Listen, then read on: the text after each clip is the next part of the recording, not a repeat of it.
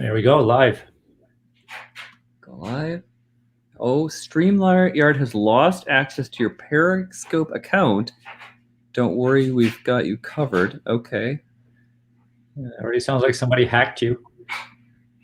Oh no! No, it looks like for me you have a countdown. It says live 21, 22, 23. So it's counting live, so to say. So. Oh, well now it says maybe we are going. Okay. Because then that says it may just be, I'm not sure. So, oh, it says that we are live. Okay, sorry. All right, so hello everyone, and welcome to the ASRA News Facebook and Live SIG discussing Earth Day and things that we might be able to do here in the operating room and with our provision of regional anesthesia to green up the OR and do our part to kind of act as stewards of our patients, not just through the operating room, but also work to improve the health of those patients outside of the operating room and society as a whole. So with us today, we have three fantastic speakers, and I will allow each of them then to introduce themselves to you. So if you want to go ahead, Rakesh. Hi, my name is Rakesh Sondekopam. I got inspired on this topic by working with both Timur and Vivian in Edmonton, Alberta, Canada. I currently work at the University of Iowa Hospitals and Clinic in Iowa City, Iowa, and part of the ASRA Green SIG and Canadian Anesthesia Society section on environmental sustainability too. Go ahead. So my name is Vivian Ip, and I am at the University of Alberta Hospital as a staff anesthesiologist there in Canada. And I work closely with Timur Ozalzo, who has inspired me to really think about sustainable ways to practice anesthesia.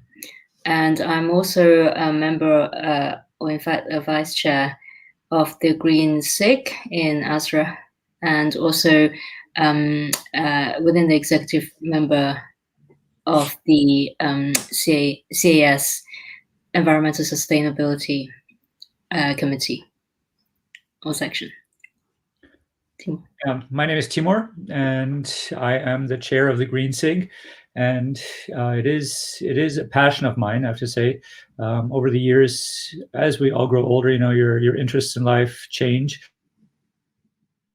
Really has my full interest, since I believe it is probably the single most important topic, the topic of sustainability, of creating a way to the future for all of us, for our children, for basically every life form on the planet. So I do see that in medicine, this is a very, very worthwhile and necessary topic, since on the one hand, we are sworn and also hope to do no harm and to rather protect and basically enable and restore health. But as we know, sadly by now, you know, if healthcare, global healthcare, were an individual country, we'd be the 5th largest emitter of greenhouse gases in the world. So there is work to be done. And in any case, everybody who is online or who might see us at some point, I thank you very much for joining and to listening to us today. And yeah, it is a pleasure to be with you all. Okay, Chris, you're muted still right now. So that's great. Thank you. Harry, thank you for putting the comment in. You know, I think one thing to put out here right at the beginning is that anyone listening, if you do have any questions or comments, you know, for this fantastic panel, you know, you can go ahead, type those in at any point, and then I will try to find a way to interject those with our panel of experts here. So we had some slides arranged, but when we were talking together as a group beforehand, it sounds like there was some fairly exciting news that came out of the United States regarding a commitment to decrease greenhouse emissions. I wonder if you guys wanted to talk about that a little bit. Well, Rakesh, you are our only standing member who is currently practicing in the US, so why don't you lead this and we'll chime in. But you're muted too, so this is actually deserving of voice. So today, the President of the United States announced on on the Earth Day speech that US is committing to 50% reduction in carbon emissions by 2030, which is like the most biggest news for anybody who's involved in environmental sustainability. So that opens up a lot of hope and opportunities to decrease our carbon footprint as humanity. But more importantly, one thing to point out is healthcare is not a part of this decreasing carbon footprint. But I think healthcare should take an active role to be part of the movement and decrease the carbon footprint, because ultimately the impact of global warming and climate change directly is an indirect burden on the healthcare system itself. So it is a welcome move, and I think healthcare should be an integral part of this change as well. I think what is also special is you have to say that, without being overly political in any way or another, let's say the fundamental change in direction the United States is taking is that actually of global leadership one more time. And I think it is extremely, extremely important to point out, that first of all, the US has rejoined the Paris Agreement, which commits all signees to a reduction of 30% by 2030. So not only is the US recommitting to this, but actually they are dramatically increasing their target to go down to 50, or I read somewhere even potentially 52% carbon reduction, emissions reduction by 2030. And that is, of course, huge, right? Because that will also put pressure on the three other biggest emitters in the world, which are China, India, and Russia. As I said, if global healthcare were a country, we'd be right at position number 5. So hopefully we will also feel at least a little bit incentivized and motivated to do our part to try to reduce our emissions. And as we will talk about today in anesthesia, fortunately, there are very, very many low-hanging fruit with which we can achieve a substantial reduction in our own emissions. And then, of course, there are many more things that we can do above and beyond that. So yeah, I absolutely applaud what happened today, and it made me very happy. That was probably the best Earth Day news I've gotten in a long, long time. I mean, of course, the theme for Earth Day this year is to restore our Earth. And even though many of us may not think that we have that much of an impact on the environment, I still feel that we should certainly do our part. The 3 R's principle. In fact, we have been advocating the 3 R's, which is not necessarily just, reduce, recycle, and reuse, which we believe in that as well. But we feel that reduce, refine, and replace is also a part of our anesthesia practice. For example, reducing our the gas flow when we are actually doing our anesthesia. So using low flow anesthesia. And I mean, we are lucky in Canada that we have the closed circuit system whereby we can use really minimal flow, like 0.12 mils per minute, liters per minute, and it basically saves the amount of greenhouse emission by a large portion. And also the choice of volatile anesthetic, for example, sevoflurane versus desflurane. And I understand that many places in the US have actually removed desflurane altogether in the anesthesia practice, which is fantastic news. Now, in terms of refining our practice, I feel that recapturing the volatile agent we're still a long way away still, without the secondary impact on the environment. But certainly replacing anesthesia, like general anesthetic, with regional anesthetic is another way that we can certainly do our part on the environment by actually not using any volatile agent whatsoever, and just practice our regional, practice what we know best, and do surgical blocks. For example, all our hand trauma lists are performed under just surgical anesthesia. All right. Well, so you guys had presented me with some articles that you thought sort of well described some of the things that you were hoping to convey to listeners, to people practicing regional anesthesia. And I was hoping that you would be able to go through these articles and just sort of point out the main points and how they might guide our practice to improve the OR environment.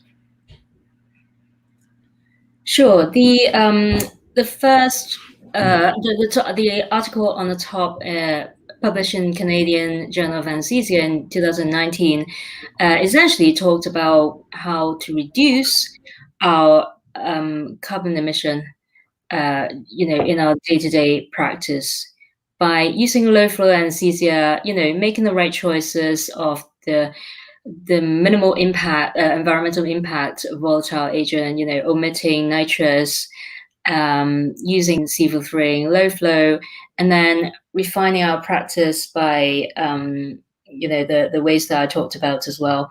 And to, really use regional anesthesia. For example, especially now with COVID, I feel that many places have actually adopted just doing surgical anesthesia rather than a GA, partly to minimize the aerosol generating procedure that will reduce contamination and reduce or preserve the use of PPE that's totally scarce, especially at the beginning of the pandemic.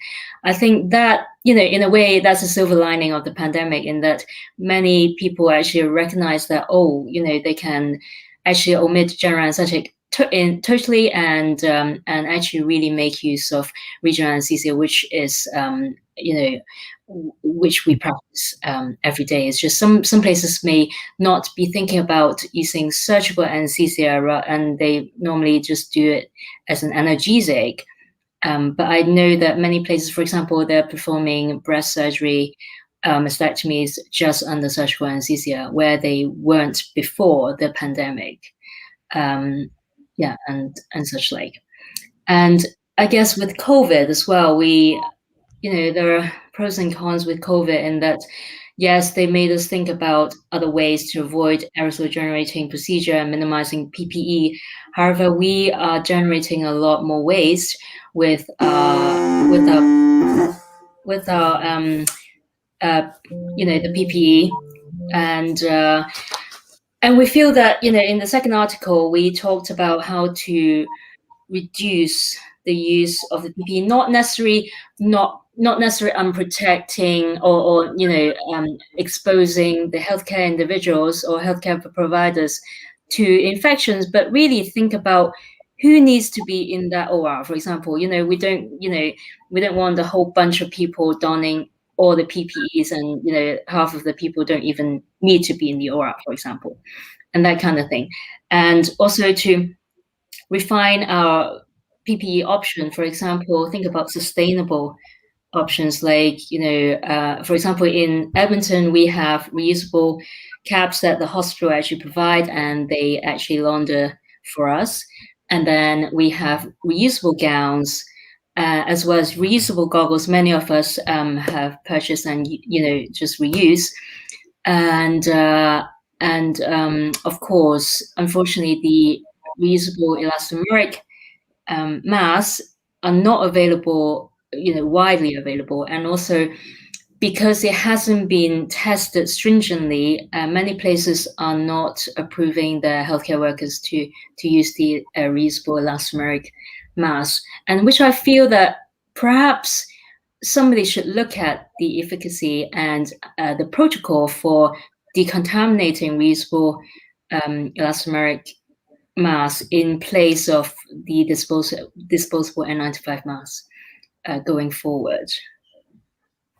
All right. Wonderful. We have a question from Erica Biel asking, would not minimizing plastics and single-use metal objects be more impactful than switching to SIVO? This is a fantastic question. Absolutely fantastic. Rakesh, go ahead. I'll talk after you. Go ahead. Yeah, so that's so it's like which is more important? Overall, each and every step matters. That's all I can comment on it. Yes, absolutely. Plastics are a big waste, and we should. One of the major health advancements and minimizing infection happened because of plastics and packaging. Sterility is maintained because of plastics, and that revolutionized the whole healthcare and safety of healthcare in itself. So, but again, packaging, we do unnecessary and overtly wasteful packaging a lot, and single use is never a good thing for when it comes to laryngoscopes or LMAs or bronchoscopes for that matter. And I'm sure Timur can speak more on the topic. And absolutely, yes, single-use metal objects may have a greater decrease in environmental burden, but it's like comparing apples with oranges. We are comparing atmospheric pollutants with solid waste here, and which is worse? Both are really bad, and both should be combated. So that's my take on it. Timur, would you like to add on? Yeah, no, like, first of all, Eric, I really thank you for this comment. This is a fantastic comment because it does highlight a little bit what Rakesh said right now, right? That there are so many facets in this that we need to be addressing. It reminds me very much of a discussion I had with an anesthesiologist in the south of Alberta who also claimed to be a super environmentalist, who had solar panels on the house, was driving an electric car, everything, but refused to stop using desflurane, right? So also said, you know what, you're doing great things, but as we as healthcare professionals, anesthesiologists, we are always driven, right? We don't want to be status quo. It's not enough to be satisfied with doing one good thing when there's another good thing laying around that you could be doing too, right? So plastics are a huge problem, right? So, I mean, we know that data suggests right now that by 2050, there will be more plastic in the ocean by weight than fish, which is, I think, extremely scary to think about. Second thing is that nowadays acid rain has been replaced by plastic rain, okay? So they found, that there are unreal amounts of plastic in rain by now, right? So the oceans break down this plastic into microplastic, which then now in the cycle of rain goes up into the atmosphere, and it's raining plastic pretty much, right? So yeah, this is sadly not cloudy with a chance of meatballs, where we can imagine something good coming from above. This is terrible, right? Because with the rain and having plastic in it, it will go into our system, which it does anyway already when we eat or consume things out of plastic. We already get microplastic into our bodies. And now this is something that will further absolutely affect the health of every single living being, which depends on water, which is pretty much everything, right? So we will be ingesting large amounts of plastic. Second of all, if we look at the single-use metal objects, I think the only single-use metal object I can think of which is great is an IV cannula, right? Apart from that, like a laryngoscope for me, that's criminal. There is nothing I could see that condones the use of a single-use laryngoscope. Like that's absolutely a crime, right? And it is purely financially driven, okay? There is nothing in this other than profit thinking, right? If you look at the quality that is in a laryngoscope, that is in a bronchoscope, that is in an LMA, and you're thinking you're going to use it for a few seconds, and then you're going to trash this whole thing, I mean, that is absolutely a crime, right? So I think, that is something we have to absolutely make sure that we minimize plastic use and waste, and definitely single-use metal objects outside of IV cannulas. But apart from that, I think we have to identify these things. Some things that seem so ingrained in us, and I usually when I give lectures on this topic, I typically say that the lie of disposable. When looking back on some of the most successful marketing campaigns in history, the lie of disposable will probably rank number one. Okay, that will probably even beat out the cigarette industry. It will probably beat out cell phones and things like that. Disposable is not good. Okay, there is nothing good about disposable in a world of finite resources. So we have to know that, right? And we have to try to come to understand, there are no even though I made a very black and white statement right now, I realize that there's not much black and white in all this. There are lots of shades of gray. But you know what? If disposable has a color, like, it's as close to black as it can be, right? Like, we have to make sure that we really, really minimize the use of disposables and really go to reusables, right? Because even though Rakesh said, we will be exempt, for example, in healthcare from this 50% carbon emissions reduction. Well, we are still part of the problem, and we're a big part of the problem. But once again, as physicians, as healthcare practitioners, we don't really want to be part of a problem, right? We want to be part of solutions. And so I think I even see I'm a pain specialist. Okay. Yeah. So that's, I understand where you're coming from, Erica, right? So what can a single person do, right? Like, where does our power start and where does it end, right? So it is very hard. Trust me. Like, I'm not going to point my finger at you and say, well, you just have to try harder, because I know that sometimes it's virtually impossible. But one thing that we all should never forget, okay, as physicians, we are seen to be a group almost without ulterior motives, okay? So when we say you should not be doing this or should not be doing that, okay, it is usually perceived as an honest statement, because we don't have anything to gain by this. It doesn't increase our income, like, there is nothing that we have to gain. So we must advocate to do the right thing. And I think, that's one thing that already early on, the World Health Organization realized and said, basically, while we advocate for health, we need one group to advocate with us, and that is the group of healthcare workers, right? Because we are seen by the public, rightfully so, I'd like to say, to be people they can trust, that they want to trust, to do the right thing, to say the right things, and to tell the truth, right? And so I think this is something where we have to go against the hospital managers and say, well, listen, I understand if you're looking only at a single bottom line, how it might seem cheaper to you to use reusable laryngoscope blades, okay? It might actually appear that way if you look at it purely from a single bottom line and saying, well, one costs $5 and the other costs $10. So of course I'm going to buy the one that costs $5. Well, it's not as simple as that, right? So we have to really start advocating for people to see the triple bottom line. And for everybody who doesn't know what the triple bottom line is, it's a phrase that was coined by John Elkington already back in 1994, where they say, if you look in equal parts at matters to the people, matters to the planet, and matters to profit, if you kind of create a Venn diagram and see where all three overlap, then you will get a sustainable solution, right? So something that addresses all three of these aspects, and where they overlap, that is something you should look at, okay? Try not to satisfy one. And nowadays we know more than ever that if you're only satisfying profit, well, that has gotten us a little bit into the mess we're in nowadays. Yeah, absolutely, Timur. And also, I think many people would have learned from, especially COVID, that unless things are reusable, there is a big problem in terms of sustainability. I mean, I know many places at the beginning of the pandemic, they're running out of PPEs, they're running out of glyoscope blades. In Edmonton here, we have reusable glyoscopes, reusable laryngoscopes, and and we just clean them. It's not a prion disease, and it doesn't need to be disposed of, which many people actually don't or forget that unless it's a prion disease, it can be cleaned, and it can be reused. So we actually do not have that much of a problem in terms of equipment running out, or and such like. And also another way that we reduce plastic waste is to actually have a made up, for example, spinal tray, CVP line tray, so that we're not like opening packages. Even the lubricant gel are in packages. So all these are contributing to solid waste and more plastics generation. So just kind of think of ways that, I think, Chris, in your institution, you have started doing the pre-packaging spinal trays and such like, right?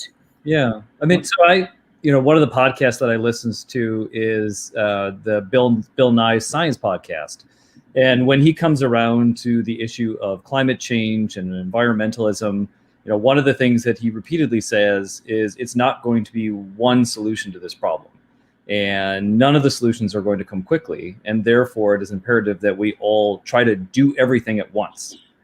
Solving this problem is going to require doing all the things that you guys are talking about, because it's not going to be just one of those that fixes this problem. And So yeah, one little simple thing that we did was just look at our spinal tray kits, and looked at the amount of plastic packaging that was in it. Looked at things that were within that kit that we didn't use. We never used the iodine, we never used the foam sponges, and going to the supplier and asking them, because we use a high volume of these, if they were able to redesign the kit, create a custom kit for us that doesn't include a plastic tray, that only uses the needles that we use, that doesn't have local anesthetics that we don't use. And they were able to do that, which is great. So I think there's a lot of different opportunities. Eventually, we're going to be looking at that for our epidural trays as well. But yeah, I think each of us has these little things that they can do. All I have to say is, like, I want to add on to what Vivian was saying.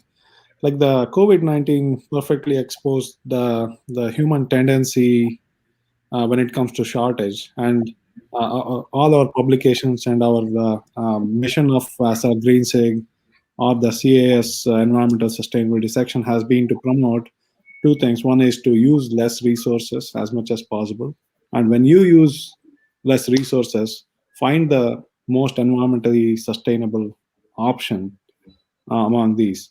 And COVID-19, for example, exposed that when we are running out of the resources for PPE, the AORN guidelines, like perioperative guidelines, came back and said, oh, you reuse the mask. Till then, they were saying you can only use it one time. But when we are hit with shortage, they just raised their hands and said, oh, please use one mask for the entire day. And still, we didn't see any change in the infection rates or any adverse outcomes for the patients. And on similar lines, we know one thing, that regional anesthesia is good for post-operative outcomes of patients. For example, for hip hernia arthroplasty, or for hip fractures, or for hand and upper limb surgery. Now, we also want to look, is that a good option for the environment too? And fortunately, we are in a good position to say, yes, when you employ a non-general anesthesia technique, either through local anesthesia with sedation or with regional anesthesia, by eliminating inhalation anesthetics, you're also probably doing good to the environment by decreasing your carbon footprint too. So we have to, like what Dr. Roselsel has pointed out, we have to have the triple bottom line, and also utilize as least amount of resources as possible. So to answer Erica, yes, we have to reduce the inhalational anesthetic consumption at its lowest possible flows with the most environmentally least impactful agent. But also we have to look at other ways, like reducing metals and plastic waste as well. Okay, now Jan almost uses like a little bit of an AA coming out thing here right now. So, yes. Jan, why did you have to use nitrous today?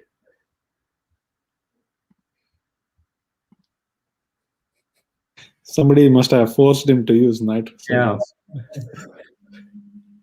Well, it is interesting. I know we have some faculty that swear by the nitrous wake up, where they will have, a larger patient that maybe is having a surgery that's lasting a long period of time, and they swear by this technique where they'll transition largely to nitrous at the end of the case as a mechanism to hasten arousal. Yeah, it is a common, and I'll bluntly say it, misbelief in anesthesia that by switching agents at the end of the case, you will achieve a better wake up. Okay, so it is absolutely nonsense, right? You can run the BMI of 60 on sevoflurane throughout the entire case and wake them up just as fast as you could with desflurane and nitrous. Okay, like there is absolutely no difference. The experienced user can do this, and all of us anesthesiologists are capable of doing that. Okay, this is something that we have ingrained in us. We know how to do it. We just like to make believe that we see differences. Okay, and I mean the mind is a fickle thing. Like I recall when we introduced TAP catheters into our hospital in 2007. We used them on Whipple's surgeries at first, and boy, I was convinced, we had stumbled upon the holy grail here right now. Like I thought like this was 100% the best thing since the invention of ice cream.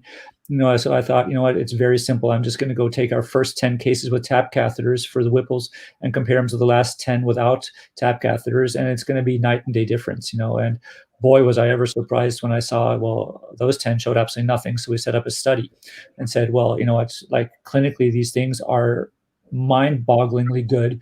There has to be something. And so we went through almost 100 patients to see that there was absolutely no difference with TAP catheters versus no TAP catheters. And so I finally had to see that, yes, as much as I wanted to make myself believe, that this was a good thing. And later on, I still recall back at the time, I published even a little poster, which we presented at ASRA in Phoenix. And our conclusion is that since the surgeon had bought into the whole technique and everybody told everybody on the ward that this was a phenomenal thing, that everybody believed it was a phenomenal thing, and they told the next person this was a phenomenal thing. And so before long, we had brainwashed the entire department and the hospital. Everybody thought we were doing like the best thing, but sadly it did not hold up to any type of substantial research. So I would challenge you, anybody who feels that by switching agents, they can actually wake up their patients faster, do a quality control of your own work. Okay, try it one way and try it another way, and be fair to yourself. Okay, try hard to wake them up one way and try just as hard to wake them up the other way, and see if there is a difference in the whole thing. Because I guarantee you, there is no difference. There's absolutely no difference. Okay, and one thing you also should keep in mind, especially from an environmental perspective, just like firing up the engine of a car, an airplane, or something like that, it's takeoff which has the biggest impact, right? So if you have to wash every agent out of the body in order to replace it with another agent, you're using extremely high fresh gas flows, okay? And you're basically like, this is something that produces a tremendous amount of waste. If you look at, if your anesthesia machine can show you consumption of volatile, just take the time and look what the first 2 minutes or maybe 4 minutes of your case used. And if you have then gone into minimal fresh gas flow, look at what the entire first hour has used, and then especially look at every hour from there on out. You will find, that the usage of your vapor really declines dramatically, okay? So it is really the firing up that is the most wasteful part of everything. And so by basically waking up patients on nitrous or on desflurane or on whatever, you are not really doing anything good to anybody. I think you're just kidding yourself, that you're doing something great here right now and your patients are waking up this miraculous way. They probably would wake up just as fine if you kept on your sevoflurane until the very end and didn't do anything else differently. Also, one has to answer a question which Timur taught me this basically. Just to save those 5 minutes, are you ready to leave a carbon footprint for the next 130 years by using nitrous? Pick your poison. That's what Timur told me. Like all are greenhouse gases. Sevoflurane and isoflurane has a lifetime of 2.2 years or 2.7 years. Desflurane has like 10.5 years, and the nitrous has 130 years. So just to save those 5 minutes of your anesthesia wake-up time, are you ready to leave a carbon footprint for the next 130 years, long after we are gone? And that will make your decision much easier. And to complement Timur's statement, there is there is very well documented literature even in neurosurgery patients, when people used isoflurane versus sevoflurane and desflurane, the wake-up times were not different, and it was published from our previous chair in University of Iowa. So to say that one agent results in early wake-up time versus other, or to force somebody to use nitrous is not scientifically well-founded. And I feel that it is about practice difference, or like changing in culture, changing your practice. For example, using Sevo, you will have to dial down and then turn off the Sevo earlier than if you were using the desflurane. So there's a little bit of a practice change.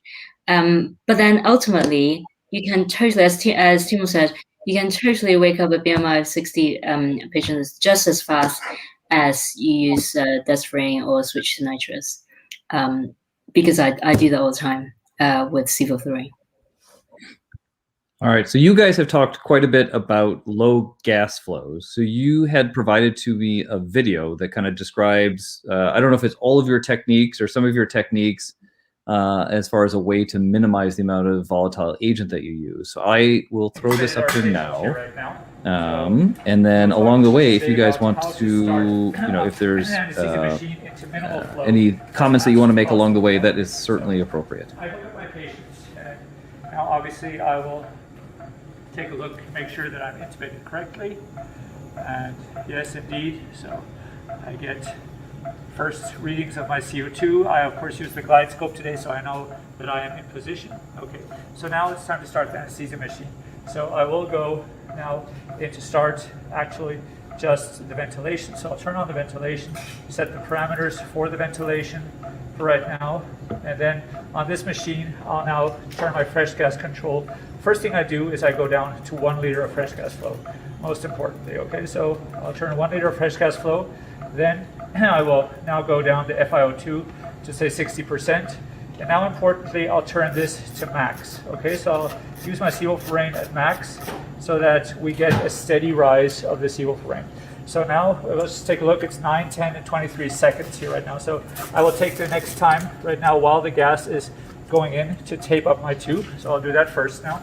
And in the meantime, we can just keep focusing a little bit on how our end tidal sevoflurane will start rising. You'll see it here right now. Okay, so take a look at that. Keep the camera focused on that while I take my endotracheal tube here.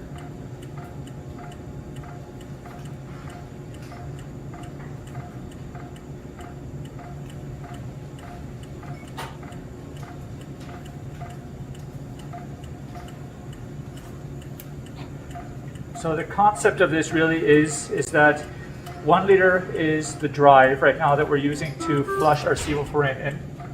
And you see that we're rising at a very steady pace, which by experience is not too fast so that we'd have to worry about arrhythmias, but definitely also not too slow that we'd have to worry about the patient waking up again before the gas takes over of the waning propofol.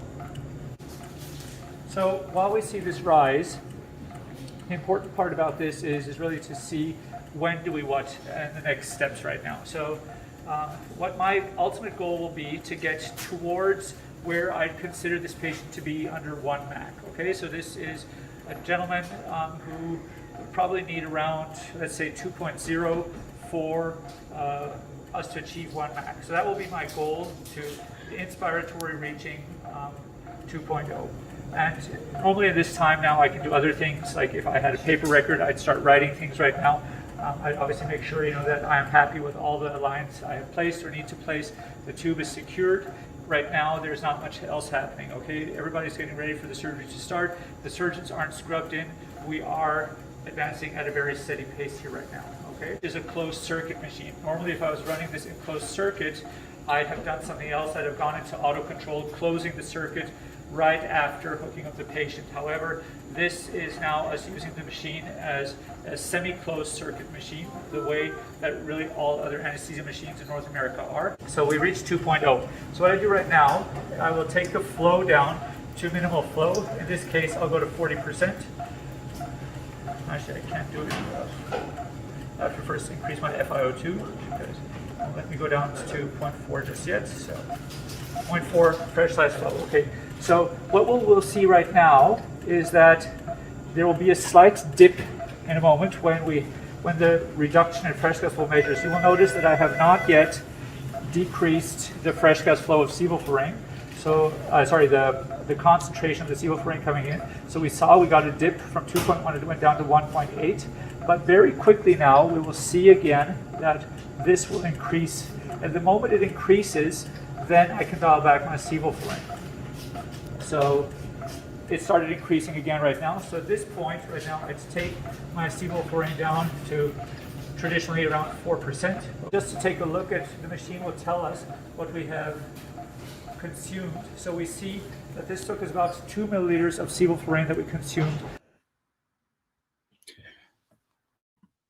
Okay, well, so yeah, no, I hope that everybody was able to hear this properly. What I was speaking, the video, Vivian was kindly filming this right now. Maybe a comment to my goal here right now. So I mentioned that I tried to reach 2.0 end-tidal sevoflurane. That was not really what I meant to say. I usually try to go to 0.7 MAC, which was the same thing on this patient. it's like if you do an age-adjusted MAC, you should go for 0.7 and not 2.0 sevoflurane, but you should try to go to 0.7 MAC and then basically stay right around there, because without surgical stimulus, you don't need more anyway, right? And so just to maintain it. But one thing I do feel strongly about is that we should make sure to use the absolute minimum in fresh gas flow. Okay, so I'm sure that literally everybody who is on this conversation here today will have access to a very modern semi-closed anesthesia machine. If those listening in Canada, obviously they might have access to the Zeus, to the only closed circuit anesthesia machine we have in North America. You can run 500 or less milliliters of fresh gas flow on every one of these machines, and you should, okay, because we know that this is one of the single most important factors in the environmental footprint we create. Okay, so there are a few factors. We'll talk about those still, but I mean, just in a nutshell, what we use is important. So choose your volatile anesthetic correctly. Then how you use it is important, meaning don't waste it. And the way you minimize waste is really to get to minimal fresh gas flow as fast as you possibly can. While low flow is not bad, it's also not good in any way, okay? So saying like, well, but 1 liter is great. Yeah, well, 1 liter is better than 2, and definitely better than 4, but far worse than 0.5 or less than that, right? So you don't need that. A little trick that I'd like to point out to all of us, if you're trying to calculate for yourself what is probably the least amount of fresh gas I can use on my anesthesia machine, that is very much patient dependent, okay? So what I like to do as a trick is once the patient has settled into regular breathing pattern, I look at my inspiratory oxygen and my expiratory oxygen, okay? So let's say my inspired oxygen is 55% and my expired oxygen is 50%, okay? So I'd say, okay, my patient is extracting 5% per minute here right now. Okay, so 5% of the oxygen I put into the system stays within the patient. And so if I just take those 5% and multiply it by the minute ventilation, so let's say I'm ventilating with 5 liters a minute right now, well, that would be 250 mils of fresh gas. Okay, so I know basically that since I cannot close the circuit, I will need a minimum of 250 mils of fresh gas flow, okay? Since we do usually have a little bit of insensible losses, and at the same time, we also typically will divert a little bit into the air analyzer. On a patient like that, I would say 350 to 400 mils of fresh gas flow are ample, okay? So you will not ever lose, like your system will not show an alarm that you're actually losing air if everything else is tight, and that will be a perfect fresh gas flow for your patient. So that's, for example, why in this example that I showed on the video, I went into 400 mils of fresh gas flow right away and then titrated it from there. I just want to add on to what Timur said, that we commonly hear that you cannot use less than 1 liter fresh gas flows for sevoflurane, for example. And that's one of the commonest myths persisting in anesthesia. And the issue of nephrotoxicity following sevoflurane usage and compound A is moot. We did publish a systematic review of randomized controlled trials. We had 41 randomized controlled trials having all kinds of patients with renal failure, patients in whom there was use of AMSORB or Dragersorb, reactive absorbents under low flow conditions for prolonged duration. And still, there was no impact on with association with the use of sevoflurane and subsequent decline in kidney function tests of creatinine clearance or creatinine or blood urea nitrogen. So, and there is a basis for that we don't have the same kidney as a rodent model. So sevoflurane anesthesia, even at low flows, is perfectly safe. And there is not one study, despite so many years of usage, not one case report of sevoflurane-induced nephrotoxicity. So including sevoflurane, we can use low-flow anesthesia. That's very important to know. That's extremely important. Like, we actually in Canada want to use this data to get our society, the Canadian Anesthesiologists Society, to put out a mission statement that sevoflurane does not require a fresh gas flow. And I think this is very important because similar to the United States, Canada also in the product monograph has a recommendation that sevoflurane should not be used in fresh gas flows less than 2 liters per minute, which obviously is already in Canada a little bit a paradox, since we're allowed to use sevoflurane on our closed circuit anesthesia machine. And like Vivian said before, sometimes the flows will go down to 100 milliliters or 200 milliliters of fresh gas flow. So, I mean, that is a little bit of a paradoxon right there. We know that it is virtually impossible to change a product monograph, okay? To change a product monograph, the distributor, the vendor, would have to go back to the regulating authorities and present base research from scratch. Okay, so they would have to pay millions of dollars probably in fees to then at the end get a statement in there that enables us to purchase less and they sell us less. So no vendor on the planet will do that. Okay, that would be too much utopian thinking to think that for the good thing they would go out and do this. Okay, so it is very important to realize that there is data out there, there's research out there, and I mean the meta-analysis and systematic review that Rakesh showed right now, I mean he was the mastermind, the brainchild behind this whole thing. It is fantastic work, right? It really shows that, I'd like to say, this house of cards upon which this recommendation was built is not solid in any way, right? It's like any way you look at it, you tip it, it collapses in and of itself. It is actually also really interesting for those who might not be intimately familiar with it. It is one of the things that has led to conflict of interest in anesthesia, or in medical research, I'd like to say. Okay, so the conflict of interest declaration is in part based upon the whole sevoflurane scandal, I'd like to say, from the 90s, okay? Just because there were two major companies, Baxter and Abbott at the time, AbbVie today, but Abbott at the time, who basically put out their own researcher groups, one against the other, to publish this and to publish that. And one group tried to absolutely impugn sevoflurane with the compound A and nephrotoxicity and everything like else. And the other group tried everything to say, well, that's just not true, right? So it is a huge problem. There's a very, very interesting overview article in the British Journal of Anesthesia. So anybody who wants to read that, you can go back a little bit and find out. It is one of the topics, really highlighted about a classic conflict of interest. And there was a massive conflict of interest when it came to introducing the fresh gas flow recommendations of sevoflurane. And as Rakesh really had showed in that systematic review meta-analysis, you can be very, very, very sure that nothing will happen if you run sevoflurane in minimal fresh gas flow. In fact, I'd have to say, like, sevoflurane has been used over 2 billion times in medicine since its inception in 1990, and there is not a single, not even one, case report verified that sevoflurane has produced nephrotoxicity in humans. And so most countries in the world have already dropped their fresh gas flow recommendations in the late 90s, and so they use sevoflurane on any kidney and any fresh gas flow available, and there is no harm to your patient. Okay, so I think just moving countries right now, it will also be upon us to ask the ASA to put out a recommendation based on this evidence here right now to say, guys, it is safe to use it. And with us as the parent society, the mother society of anesthesiologists putting that out, this will be a legally binding thing in courts. So no matter what the product monograph says, rest assured, that research and data are basically backing you up. You can use it in any fresh gas flow you want to, and ideally in minimal flow. All right. So I think we are kind of reaching the end of our time here together. I want to thank you guys very, very much for the amount of knowledge that you've been able to give to people. The other thing I want to say is that your SIG, the green SIG, is amazing. You guys are incredibly active. You're a continuous source of information for ASRA members. If an ASRA member doesn't know about the SIGs, these things are absolutely free to join.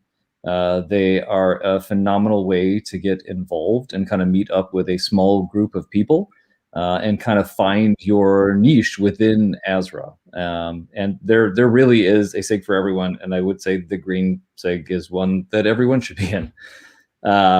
Anything else that you guys want to leave people with as we leave for the night? Thank you to ASRA and Chris and Viv, and of course Timur, for putting this amazing event on Earth Day. And I hope we can build bridges and collaborate more with our ASRA members and advance this SIG further. Yeah, Absolutely. I really appreciate the opportunity, Chris, for us to come here tonight to present or to talk about, have a informal chat about what we believe and how we should really think about practicing anesthesia in a sustainable way. Something that we do every single day, and we are like at the front of the curve. So anything that we can do, I think we should try at least. Timo. Yeah, no, Chris, I can also only second what Rakesh and Vivian said in terms of gratitude. It has been an honor to be here tonight, and I thank you very much for giving us the platform and the opportunity. Anybody who is a member of ASRA, like Chris said, please join our SIG. We are now meeting every 2 months. We are holding little meetings where we'll just talk about what is going on in the world, what we are trying to do, especially research we're trying to do to prove that indeed regional anesthesia is the most sustainable way to practice. Not only if you look at the purely asleep versus awake debate, but also how can regional actually reduce the footprint of a general anesthetic, right? So I think it is something we would love your input. We would love your interest. We are all a very fun group to be around. We really look forward to joining with you and to putting our minds together to really try to reduce the impact we have and to hopefully build a world that our grandchildren and great-grandchildren will still live to see. All right. Well, thank you, everyone, and good night. Good night. Good night. Thank you.